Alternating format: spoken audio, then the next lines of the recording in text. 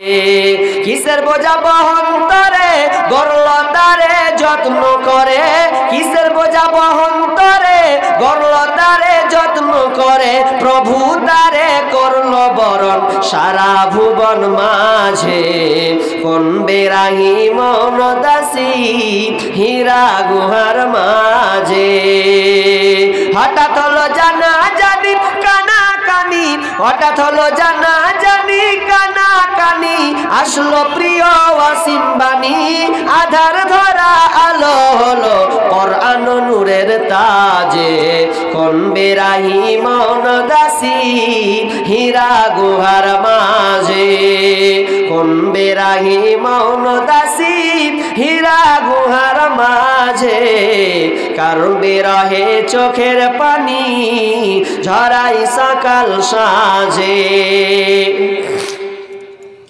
নবী করিম সাল্লাল্লাহু আলাইহি ওয়াসাল্লাম 6 মাস ধরে গারে হিরায় থাকলেন, আল্লাহকে ডাকলেন।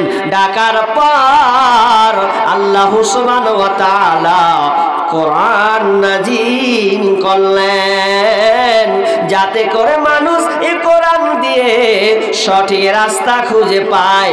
মাকে যেন সম্মান দিতে শেখে, বোনকে যেন সম্মান দিতে শেখে, ভাই ভাই যেন মিল মহব্বত থাকে রে, পাড়া প্রতির সঙ্গে মহব্বত যেন থাকে, ব্যবসা বাণিজ্য করতে গিয়ে যেন ঝগড়া ফাসাদ না হয়।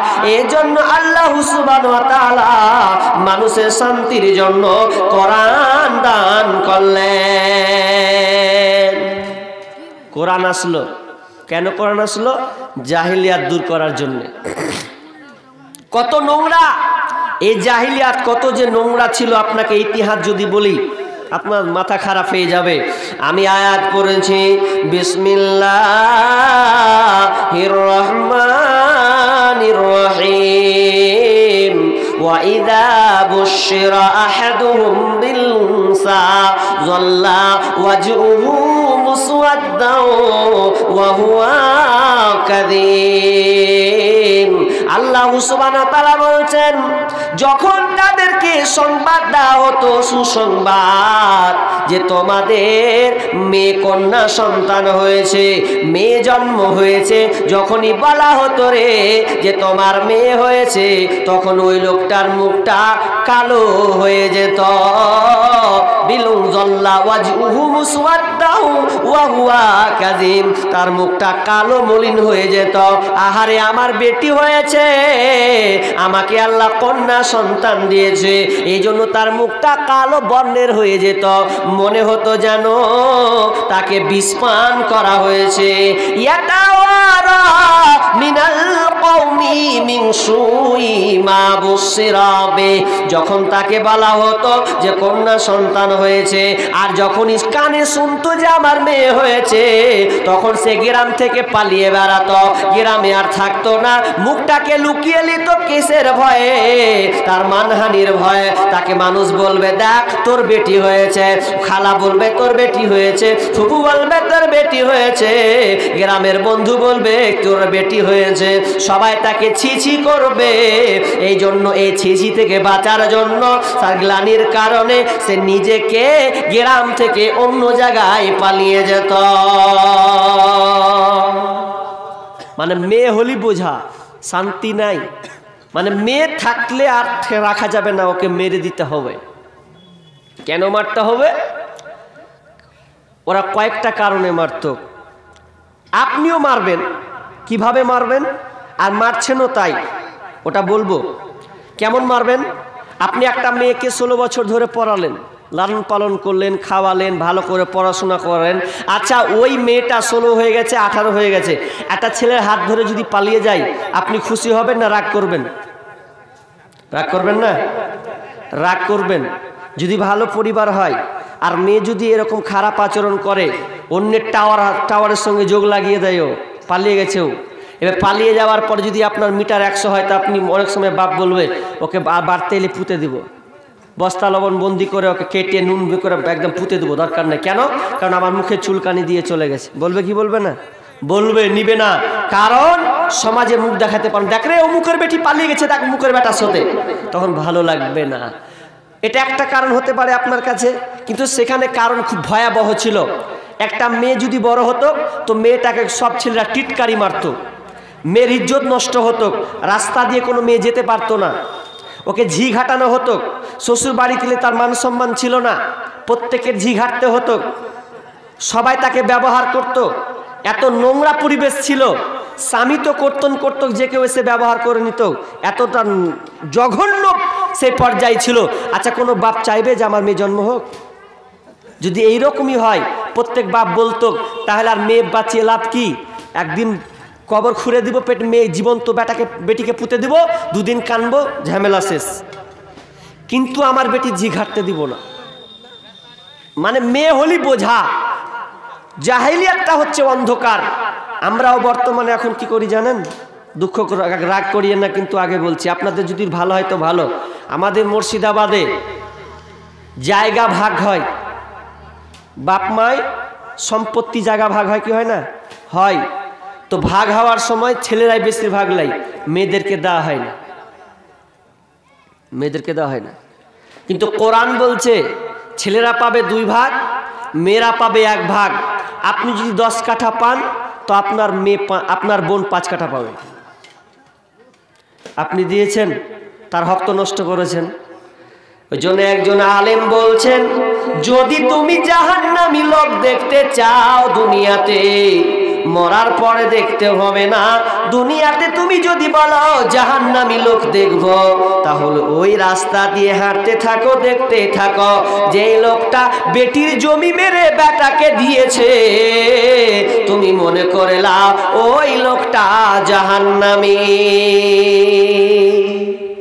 জাহান্নামী লোক দেখবে? ও তাহাজ্জুদ পড়লে কি হলো, হজ করলেই বা কি হলো? ও মেয়ের জমি দাবিয়ে যারা রেখেছে তারা কোনোদিন জান্নাতে যাবে না, কারণ মেয়ের হক নষ্ট করেছে। আপনি বলবেন মেয়েরা হাওয়া মাপ, ঘোড়ার ডিম। মেয়েরা হাওয়া মাপ দেয় না, মনে রাখবেন। ওরা মন থেকে মুছে না, হয়তো ওপর ওপর বলে ভাইয়ের দুয়ারে উঠবো, বাপের বাড়ি যাব, ভাইয়েরা যে কি বলবে, তো জাগ্গা কি আর করি, জোর থাকলে তো লিয়ে লিতু। ওই অজুহাতে ও বলতে পারে না, নিশ্চুপ হয়ে যায়। কিন্তু এটাতে 1 টাকা 2 টাকা নয় রে ভাই। আর যদি ভাগ দেয়, আপনারা কেমন ভাগ দেন? ভাগ দিতে গিয়ে বেটারাকে দিচ্ছে, তোরা সদর গালা নিয়ে নিবি, আর বেটি গালা বলছে ওই যে পুকুরের ধারে আছে, ওগুলো 2-1 কাঠা তোরা 5 ভাগ ভাগ পাবি, ওটা নিবি। বাহ, কোথায় পেলেন এগুলো? কবরে থাকতে পারবেন তো? বিচারের মাঠে সহ্য করতে পারবেন তো? খবরদার, মেয়ের হক নষ্ট করা যাবে না। আপনি 2 ভাগ পাবেন তো আপনার বোনে 1 ভাগ পাবে, তাকে বুঝিয়ে দিতে হবে। আম পারবেন, বোনকে দিয়ে আসবেন। এটা মনে করিয়েন না যে বোনকে আমি এটা ফিরিয়ে দিয়ে নু না, ও ভাগ, ও বাপ বেঁচে আছে মানে বাপেরও এখনো পাবে। এটা নিয়ে আপনার কি করা দরকার নাই। আপনি যেমন 2টা ভাগ নেবেন তো ওকে 1 ভাগ দিবেন, কিছু করার নেই। কিন্তু আমরা আজকে কি করছি? বোনদের হক নষ্ট করে করে এখন বাড়িতে বসবাস করছি। কেমন জাহেলিয়াত! এটাও তো জাহেলিয়াতের। আগেকার জামানায় মেয়েদেরকে দেওয়া হতো না, তো আপনারা তো দেন না। বিয়ে যা দেন সেটা কি, ওটাও বলবো। মিডিলে যদি থাকেন তাহলে বলবো বিয়ের ব্যাপারটা। তো কি বললাম?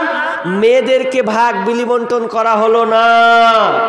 বন্ধুরে আমার, আল্লাহ সুবহানাহু ওয়া তাআলা ওই কথাটা বলছেন, ওয়া ইযা বুশিরা আহাদুহুম বিল উনসা যাল্লা ওয়াজহুহু মুসওয়াদ্দান ওয়া হুয়া কাযীম।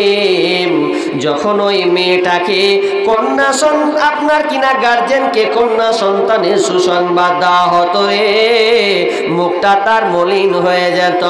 কেন কেন কেন?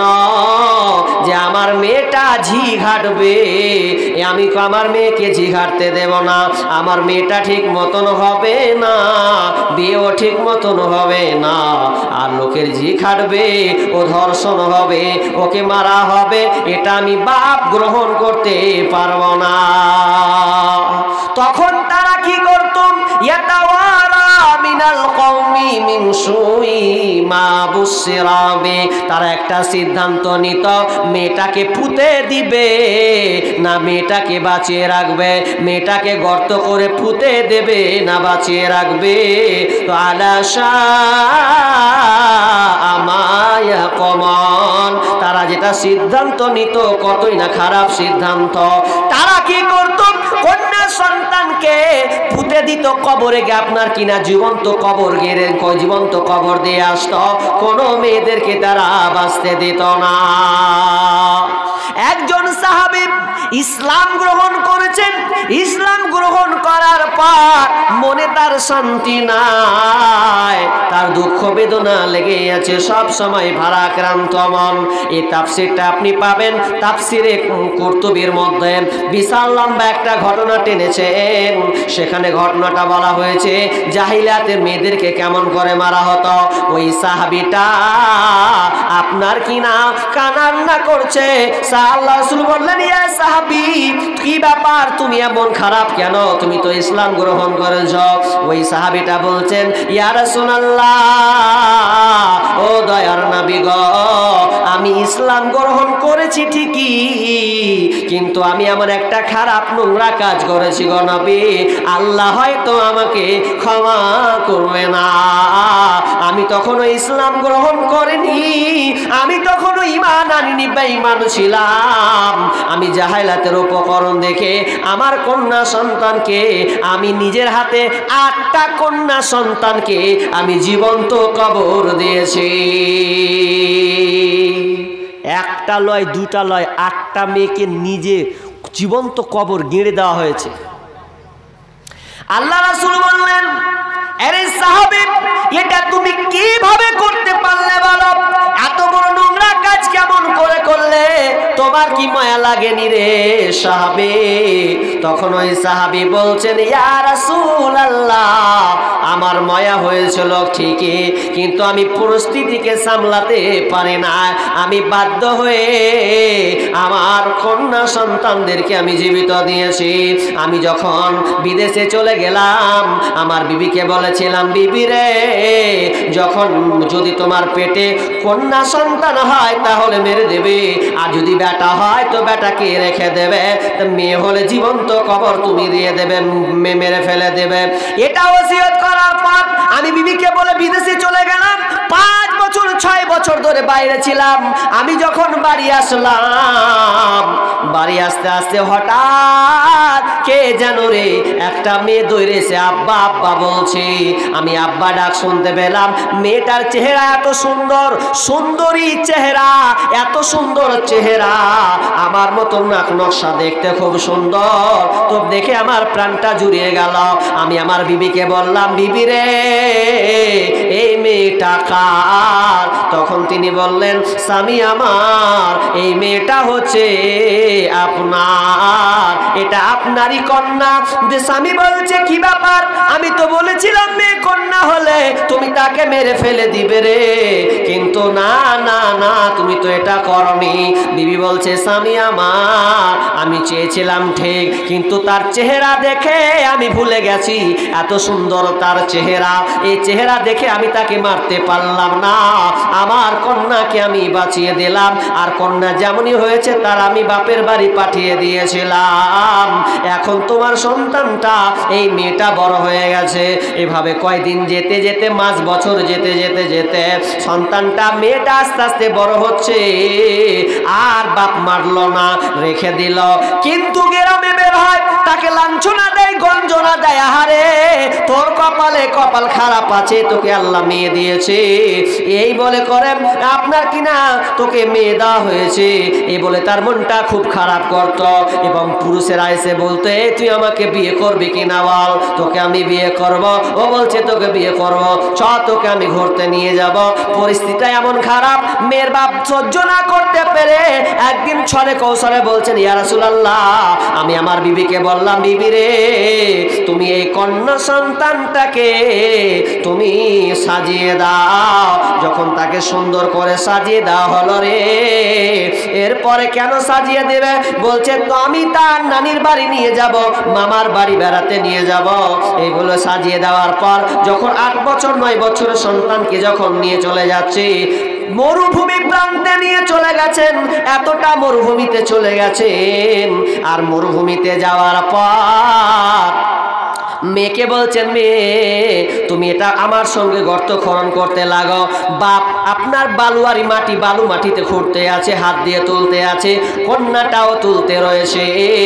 আর এ হতে হতে হতে হতে হতে হতে যখন অনেকটা গর্ত হয়ে গেছে, আমি যখন তুলছিলাম আমার দাড়িতে বালুগুলো লাগছিল। আর মেয়ে বলছো, আব্বা তোমার দাড়িতে বালু লেগে গেছে, ঝেড়ে দিয়ে আব্বা আমাকে কত সুন্দর করে আমার কন্যা আমার দাড়িগুলোকে বালুগুলো ঝেড়ে দিত। আমি দেখলাম খুব মায়া লাগছিল, কিন্তু উপায় নাই, পরিস্থিতি খুবই খারাপ। আর যখন সম্পূর্ণ গর্ত হয়ে গেছে, আমার মেয়েকে আমি ধাক্কা দিয়ে আমি নিচে ফেলে দিলাম। যেমনই ধাক্কা মেরে দাও, আমার কন্যা সন্তান বলছে, আব্বা কেন তুমি আমাকে ফেললে, বলো কি অপরাধ? তুমি তো বললে মামার বাড়ি বেড়াতে নিয়ে যাবে, নানির বাড়ি বেড়াতে নিয়ে যাবে, তখন কোনো কথা শুনলাম না, আমি মাটি চাপা দিতে শুরু করলাম। আর ওই কন্যা সন্তান বলছে, আব্বা জান আমি তোমাকে আব্বা বলে ডাকবো না গো আব্বা, আমি তোমাকে আব্বা বলে ডাকবো না, মাকে মা বলে ডাকবো না, আপনি আমাকে প্রাণ ভিক্ষাটা দেন, আমি এমন জায়গায় চলে যাব আপনাদের দেখা দিব না, কোনোদিন আপনাদের সামনে আসব না। কিন্তু বাপ শোনে না, না না তোকে বাঁচতে দেওয়া হবে না, তোকে মেরে ফেলতে হবে। বাপের মায়া হলো না। বাপ তখন বিশাল একটা পাথর নিয়ে, ওই পাথরটা নিয়ে মেয়ের মাথায় ছুঁড়ে মেরেছে, মাথা ফেটে ছারখার হয়ে রক্ত চারদিকে ছেটে চলে গেল। আব্বা আব্বা বলে ডাক চলো মেরেছে, তো আমার কেমন বুকটা যেন ধারাস করে উঠল। এরপরে যখন মেয়েটা যখন মারা গেল, আমি সম্পূর্ণ মাটি পুদিয়ে আর দাফন করে দিয়ে আমি বাড়ির দিকে রওনা হলাম। কিন্তু বারবার আমি আওয়াজটা পাচ্ছিলাম, আব্বা আব্বা, আর আওয়াজটা আমি এখনো শুনতে পাই। দয়ার নবী গো, এখনো আমি এই সুন্দরী কন্যা আমার মেয়েটার আওয়াজ শুনতে পাই। বিশ্বনবী শুনছেন, বিশ্বনবী কাঁদছেন, আহা তুই কেমন করে কাজ করলি রে সাহাবী, তুই কিভাবে মারতে পারলি কন্যা সন্তানকে? বলছে, আল্লাহ রাসূল আমি তখন বুঝি নাই, আমি মেরে দিয়েছি, পরিস্থিতি খুব খারাপ, এখন ইসলাম গ্রহণ করেছি, ইসলাম কবুল তো হবে? বিষ্ণু বললেন হবে, তবে তোমাকে কি করতে হবে, 8টা গোলাম আজাদ করে দিতে হবে। যে তো সাহাবী বলছে, আমি গোলাম আজাদ করতে পারবো না, তবে আমি উট দিতে পারবো। বলছে, তাহলে তুমি 8টা মেয়েদের তরফ থেকে 8টা উট কুরবানি করো। বলছে, তাই হলো, সেটাই করবো। জাহেলিয়াত কত নোংরা, কত খারাপ। একটা বুখারীর হাদিস বলি আপনাকে, তাহলে আপনি বুঝতে পারবেন। কিতাবুন নিকাহ, এখানে একটা হাদিস নিয়ে এসেছেন ইমাম বুখারী আলাইহি রহমা, তিনি একটা হাদিস নিয়ে এসেছেন। তো হাদিসটা দেখেন, জাহেলিয়াত কত খারাপ ছিল আপনাকে বলছি। সেই সময় বিবাহ 4 ধরনের হতো। কয় রকম বললাম? 4 ধরনের বিবাহ হতো। আপনাকে বলে দিচ্ছি কিভাবে বিবাহ হতো। 4 ধরনের বিবাহ, এত নোংরা বিবাহ হতো। কেমন বিবাহ? হাদিসটি বর্ণনা করছেন আয়েশা রাদিয়াল্লাহু তাআলা আনহা, তিনি বলছেন যে 4 ধরনের জাহেলিয়াতে বিবাহ হতো। তো এত জঘন্য, তবে একটা ভালো ছিল। কেমন ভালো ছিল? প্রথমটা ভালো ছিল যে আমরা যেরকম করি, লেনদেন করি বা দেখতে যাই, তারপরে আপোষে কথাবার্তা হয়, একটা সিদ্ধান্ত হয়, এরপরে বিবাহ হয়, তাই তো? এটা একটা হয়। তো এটা হতো, পাশাপাশি 3টা নোংরা, এটা হতো না, এই 3টা বেশি হতো। কি হতো জানেন? যখন একটা মেয়ের বিবাহ হতো, বিবাহ হওয়ার পর যখন শ্বশুর বাড়ি যেত, তার স্বামী বলতো, শোন তুই আমাকে বিবাহ করেছিস, ঠিক আছে, কিন্তু তারপরে তোকে একটা কাজ করতে হবে। কি সেই কাজ? তুই যখন বিবাহ করেছিস, এবার তোর মেন্স মাসিক হবে, পিরিয়ড যখন হবে, যখন তোর বন্ধ হয়ে যাবে, তখন এরপরে তুই একটা পরপুরুষের কাছে তুই যাবে। যেমন তেমন লোক নয়, দামি লোকের কাছে যাবে, যে ভালো লোক, আপনার কিনা সম্মানী লোক, গ্রামে খুব নামধামী লোক, ওই লোকটার কাছে যাবে, গিয়ে তার বিছানায় ঘুমাবি, তার সঙ্গে একসাথে থাকবে, তার সঙ্গে মিলন করবে। যতদিন পর্যন্ত তুই ডেলিভারি না হবে, তোর পেটে যতদিন বাচ্চা না আসবে ততদিন পর্যন্ত তুই আমার বাড়িতে আসতে পাবি না, ওই লোকটার বাড়িতে তোকে থাকতে হবে। এটা পর্যায়। স্বামী বলে দিত আমার কাছে থাকতে পাবি না, ওই ভালো সনাম মানে বুজুর্গ লোক আছে, ভালো লোক আছে, মানে ওকে মানুষ মানে খুব, তো ওর সঙ্গে যদি তুই মিলন করিস তো কি হবে, তাহলে মিলন করার পর যদি পেটে বাচ্চা আসে তো ওর মতন লোক হবে, মানে ওদের আকীদা তখনকার ওই রকম লোক হবে। তো ওখানে চলে যাবে। তখন মেয়েটা স্বামীর কথা শুনে ওই পর পুরুষের কাজ চলে যেত, তার বিছানায় থাকতো, তার সঙ্গে আপনার সঙ্গমে লিপ্ত হতো, জেমাই লিপ্ত হন, আপনার মিলনে চলে যেত। এরপরে যদি মেয়েটা প্রেগনেন্ট হয়ে যায় আর যদি ওই লোকটা বলতো যে থেকে যা, তো মেয়েটা ওখানে থেকে স্বামী হিসাবে গ্রহণ করে নিত। এটা একরকমের বিবাহ হয়ে যাওয়া। নাম্বার 2 নম্বর নিয়ম ছিল জাহিলিয়াতের যুগ, কত খারাপ কত নোংরা বন্ধুরে, একটু মনোযোগ দিয়ে শোনা লাগবে। দ্বিতীয় নম্বর ছিল একটা মেয়ে রাস্তা দিয়ে যাবে, 10টা পুরুষ একসঙ্গে দাঁড়িয়ে থাকবে। 10টা পুরুষ বলছে এই মেয়ে তুই আমাদের সাথে ব্যবহার কর, এই মেয়ে তো আমাদের সঙ্গে জেনাতে লিপ্ত হয়ে যা। তো মেয়েটার কোনো আর কায়দা ছিল না, মেয়েটা ওই 10টা পুরুষের কথা শুনে একটা বাড়িতে চলে যেত, দিয়ে ওই মেয়েটা 10 জন ছেলের সঙ্গে সম্পর্কে লিপ্ত হতো, মিলনে ব্যবহার করা হতো।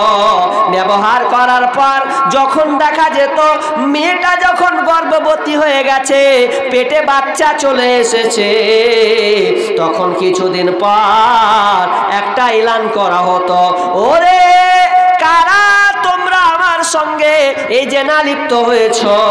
ওই 10টা ছেলে একত্রিত হতো, এসে জমাইত হয়ে মেয়েটা যখন বলতো দেখো তোমরা 10 জন মিলে আমাকে ব্যবহার করেছ, তোমরা 10 জন মিলে আমাকে আনন্দে নিয়েছ, আজ তোমাদের কারণে আমার পেটে বাচ্চা চলে এসেছে, আর এই বাচ্চাটা কার হবে কার, আমি 10 জনের মধ্যে যাকে পছন্দ করব সেই আমার স্বামী হবে, বাকি 9 জনকে রিজেক্ট করা হবে, বাতিল করা হবে।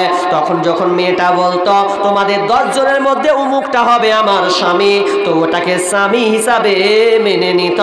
এটাও বিবাহ হয়ে গেল। 3টা বললাম, আর একটা আরো জঘন্য ছিল। কত জঘন্য! বেশ্যালয় নাম শুনেছেন তো? খারাপ ভাষা বললাম না, একটু ভদ্র বললাম। পতিতালয় বুঝেছেন এবার? পতিতালয় মানে দেহ ব্যবসায়ী মহিলা, যারা দেহ ব্যবসা করত। এখন আছে না নাই? আছে। দেহ ব্যবসা আছে, দেহ ব্যবসা। তো জাহিলিয়াতের যুগে দেহ ব্যবসা হতো। তো কেমন হতো?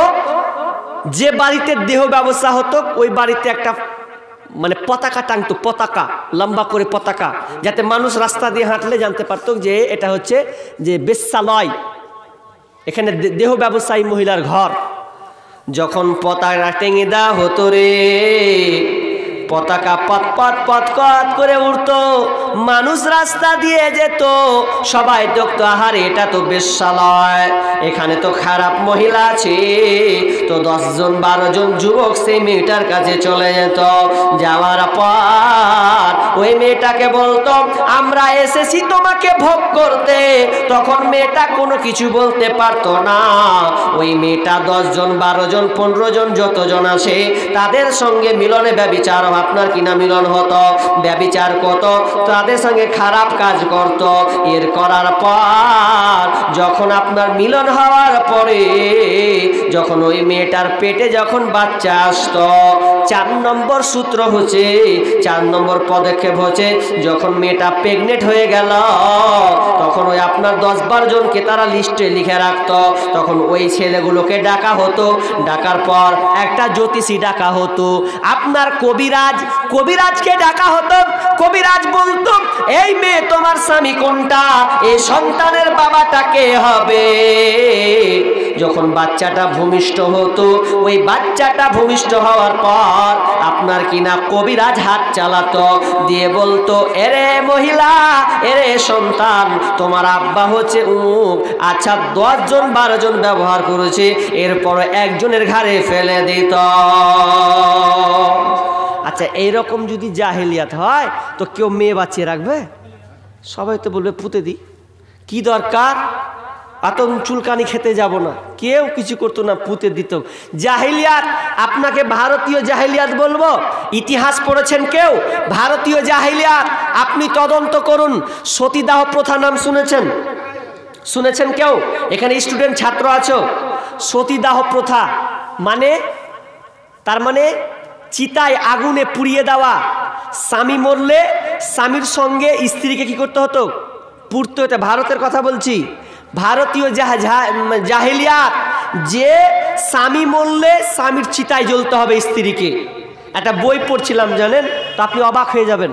বইটাতে বলছে যে একটা সন্ন্যাসী মারা গিয়েছে, আপনার কিনা যারা পূজা পাঠ করে তার 450 জন স্ত্রী। কয়জন বললাম?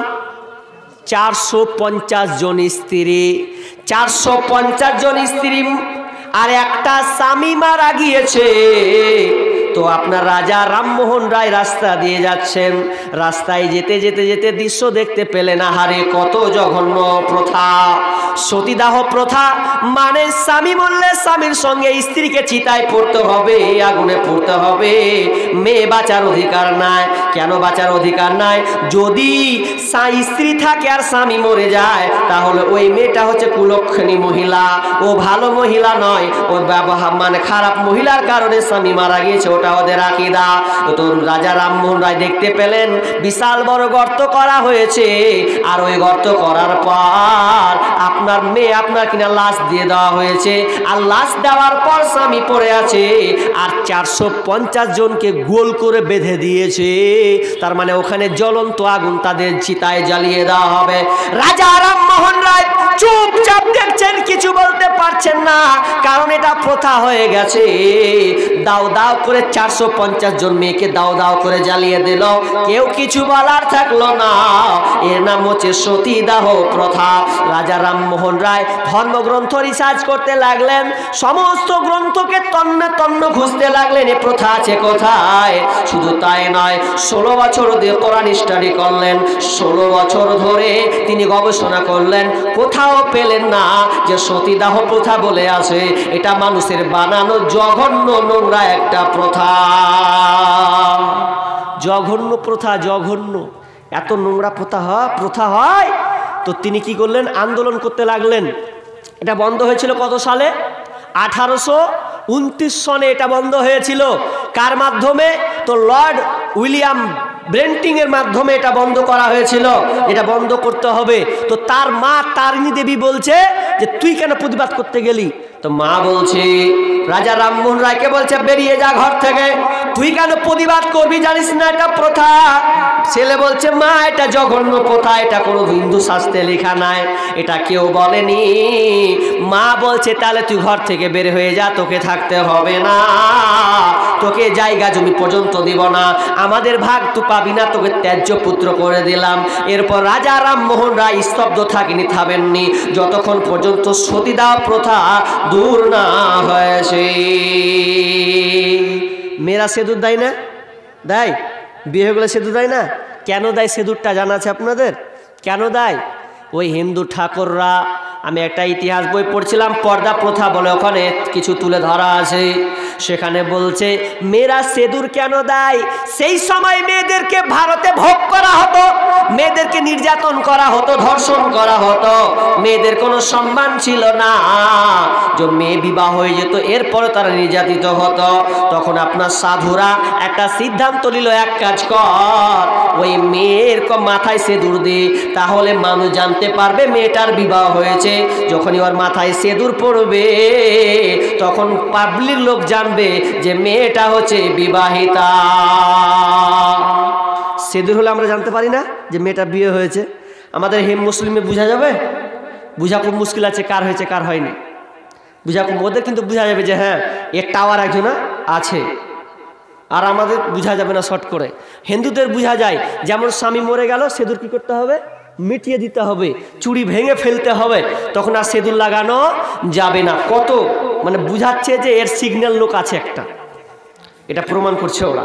কারণ মেয়েদেরকে ব্যবহার করতো এইভাবে, এই জন্য সন্ন্যাসীরা কি করলো, সাধুরা যেটা করে দাও তাহলে মেয়েরা একটু নিরাপত্তা পাবে, নাতে পাওয়া যাবে না। কত নোংরা ছিল।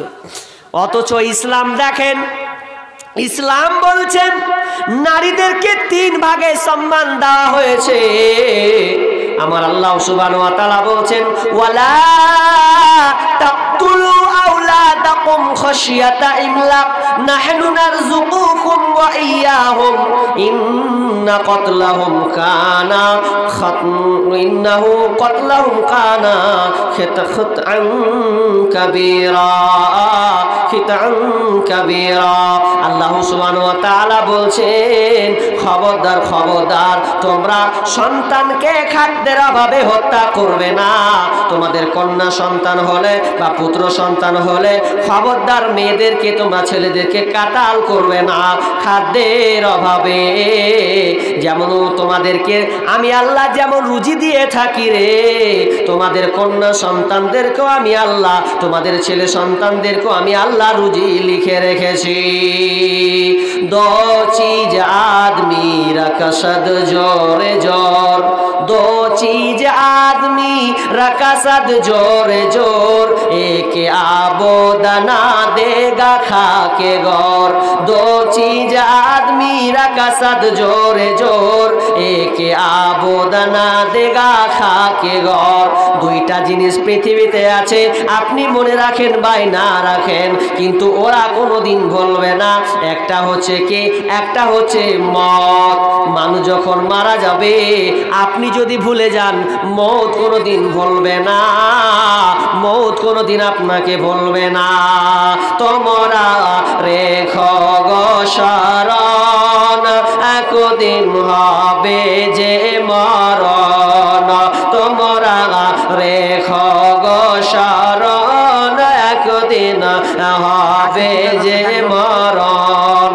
শয়তান তোমার শত্রু বাটে বলিন নিরঞ্জন,